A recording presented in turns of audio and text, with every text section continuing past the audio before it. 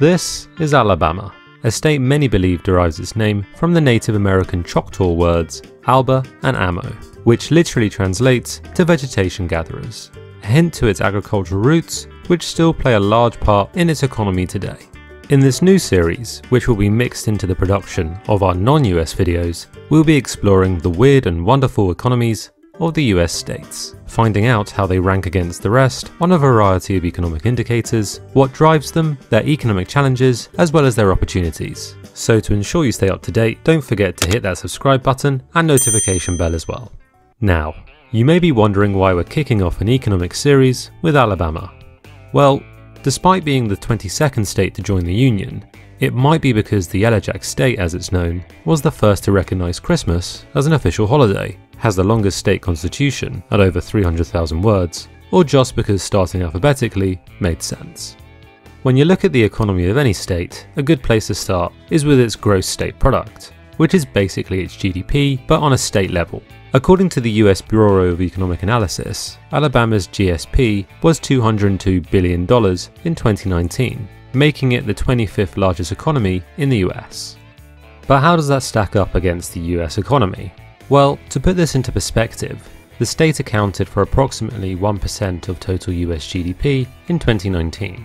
Incidentally, this is roughly in line with the state's proportion of the US population at 4.9 million people. In an era of mass market consumerism, you can often take a growing population as a sign of a thriving local economy, something which is reflected in the wider region, with the South, especially the Southwest, experiencing something of a population boom in recent decades. Alabama is no exception to this, with the state's population growing by 3.5% over the last decade.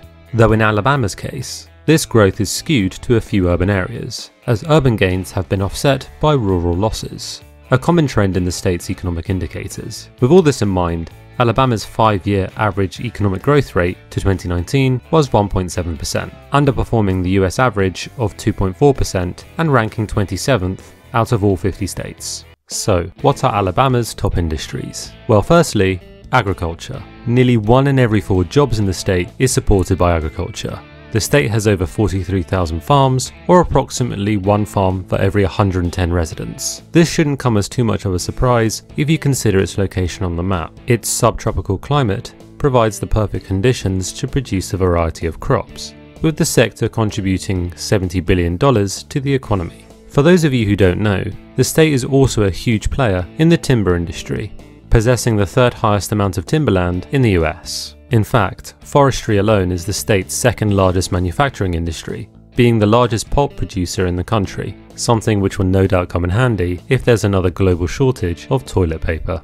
Secondly, Alabama is actually a pretty big producer of automobiles. It may surprise you to learn that a state with such an agricultural background has a substantial car-producing industry. Alabama is the 5th largest automobile producer in the US, producing 1.3 million vehicles and 1.8 million engines in 2018 alone, with the industry growing over 70% since 2011 to employ some 40,000 workers, and attracted substantial investment from key players in the market, including the likes of Mercedes, Hyundai, and Toyota, which is all very impressive for a state that only started producing automobiles about 30 years ago. Alabama is also a hub for chemical producers, with firms centering around the city of Mobile in the so-called Mast Corridor. This is driven in part by the state's location being great for petrochemicals. Situated next to the Gulf of Mexico and neighbouring large oil-producing states, Alabama also benefits from an extensive network of waterways and one of the country's largest deep-water ports, leading straight into the Gulf. Such jobs are extremely valuable to Alabama's economy due to a little thing called the multiplier effect. The multiplier effect is an attractive quality for any industry, whereby economic activity acts as a catalyst for investment and jobs in supporting industries. In Alabama's case, analysts predict that for every job created in the state's chemistry business, a staggering 7.1 jobs are created in the wider economy. And finally, the state has a thriving aerospace industry, calling itself home to the US Space and Rocket Center and NASA's Marshall Space Flight Center, with one of the highest concentrations of aerospace engineers in the US. This has led to an economic phenomenon known as agglomeration economies, whereby the concentration of an industry in one location leads all associated firms to benefit from shared factors like a pool of labour or supply network. External benefits like this have attracted the interest of the largest companies in the aerospace and defence industries, with the likes of Airbus and Boeing setting up production lines and employing an estimated 60,000 workers. So given these key industries, what are Alabama's key exports? According to the US Census Bureau, automobiles and parts were the state's top export, which is not really surprising when you think about the size of the industry. Alabama exported over $6.5 billion in vehicle exports in 2018 alone, placing Alabama third among the states for this category.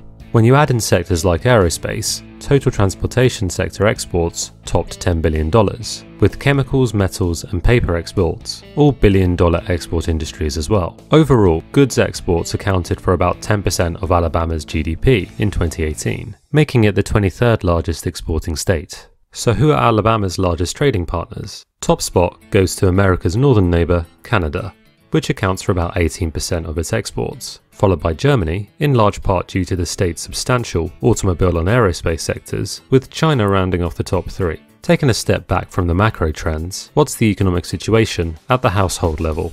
This is where Alabama starts to fall down. When you compare the state against the rest of the world, Alabama has a pretty good medium household income level. However, when you compare it against other states, it ranks 45th, with a 2018 median household income of just over $49,000. Unfortunately, the state's relatively low income is something shared by similar southern states, with the historical legacies of inequality and poverty partly to blame. In fact, a staggering 44% of all poverty in the US is located in the South. In researching for this video, we found that the US Census Bureau has a very strict criteria for the poverty threshold, which is based on incomes. For example, a family of 2 adults and 2 children are considered in poverty if the family income falls below $26,000 a year. So where does Alabama come out on this basis? Well, approximately 16% of residents fell below the poverty threshold in 2018, the 4th highest rate in the US. However, what this poverty rate doesn't account for though, is the difference in the cost of living between states. This is somewhat of a silver lining for Alabama, as it has the 8th lowest cost of living in the country, offering cheaper housing and groceries on average than the rest of the country. On a similar note, despite being relatively poorer on average, the state has a slightly more equal distribution of income than the US average, with a Gini coefficient of 47.7 compared to the US's 48.1. Now, when discussing incomes, one thing not to miss out on when comparing US states is tax levels. If you didn't know already, this is because taxes in US states vary and can do by quite significant amounts. In addition to federal taxes, there are also state taxes. For example, when it comes to income taxes, some states adopt a progressive rate, where you pay a higher proportion as you earn more. Some are flat rate, whilst a lucky few charge none at all. In Alabama's case, the top level of state income tax is 5%, payable on incomes above $3,000. Which as a percentage is pretty much middle of the road. However, when it comes to sales taxes, Alabama actually has the highest average local sales tax rate, according to the US Tax Foundation, and the 4th highest combination of local area and state sales taxes. This discrepancy in sales taxes is actually pretty important, as it can act as an incentive to make larger and more expensive purchases in other places, hampering the local economy. So what are the challenges facing Alabama's economy?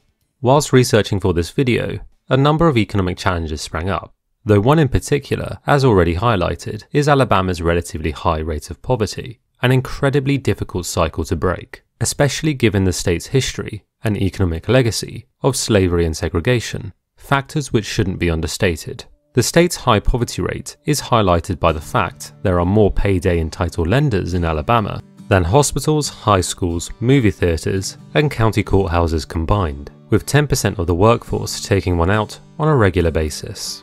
Another observation is the state's relatively high rural population, with an urban population of just 59% compared to the US's 80% on average. This can present a huge headache to economists and city planners alike, making the provision of services expensive and access to opportunities difficult. Commentators, especially those with a keen eye on Wall Street, have noted that since the year 2000, Alabama has lost 11 of its 12 Fortune 500 companies with headquarters in the state, with only the financing firm Regional Financial Corporation left. If you're thinking, so what? The importance of such large firms placing their HQs in an area is that they usually bring along a host of other back office jobs, which have large multiplier effects on the local economy. On the flip side though, what are some of the things that Alabama has going for it? Beyond possessing a great climate for agriculture and forestry, a clear economic bright spot, as has already been alluded to, is its transportation industry. For a state which had no automotive industry until Mercedes announced it was opening a plant in the 90s, it has done remarkably well. But this isn't just about how well the industry has done, it is also set to continue to grow, with Alabama projected to become the second largest auto production state by the end of 2022. And remember, this all comes at a time when automobile growth is flat across America. A good reflection of this automobile growth is the $1.6 billion Mazda and Toyota have jointly invested in a new plant, which will eventually employ 4,000 and support another 24,000 jobs indirectly. One of the factors which makes this possible is the state's infrastructure. With over 90 airports, 19 highways, and access to a deep water seaport, the state has the potential to increase its exports. Yet at the same time, it's worth pointing out that a 2015 assessment of its infrastructure gave it a report card style C-, stating it requires attention, something we'll have to do if it's to ever fulfill its economic potential. So overall, Alabama has a relatively small economy, accounting for roughly 1% of the US's total, one that is dominated by agriculture, automobile manufacturing, and the aerospace industry. It ranks near the bottom for average incomes and has one of the highest rates of poverty of any US state, though this is mitigated somewhat by its low cost of living.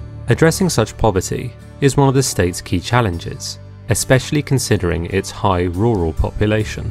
It looks like Alabama is going to continue to rely on its key sectors of automobiles, aerospace, and agriculture to drive its economy in the years to come, capitalizing on its infrastructure, albeit in need of an upgrade. And who knows, perhaps it will be possible to use its success in the automobile sector as a template for wider economic success. As we come to the end of this video, the Alt Simplified team hope you've enjoyed it. We'd be keen to hear what your thoughts are in the comments below. What do you think about Alabama's economy? Maybe you're from Alabama and would like to share your views. Are its economic opportunities and challenges justified? Do let us know in the comments below. And as always, if you enjoyed this video, please hit the like button and subscribe. See you in the next video.